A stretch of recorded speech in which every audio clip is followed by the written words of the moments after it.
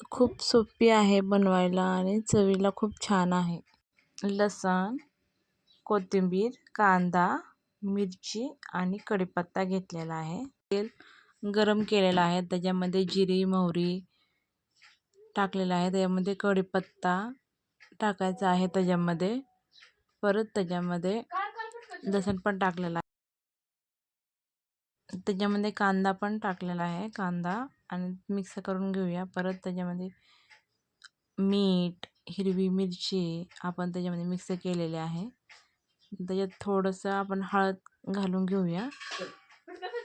सुलो गॅसवर ठेवलेला आहे. त्यात आपल्याला चण्याची डाळ टाकायची आहे. त्याने की खूप छान चव लागते, खूप छान बनते. 2-3 मिनिटासाठी झाकून ठेवायचं आहे आपल्याला हे आणि परत साईडला घ्यायचं आहे. त्याच्यात आपण मॅगी मसाला वापरलेला आहे. खूप छान चव लागते.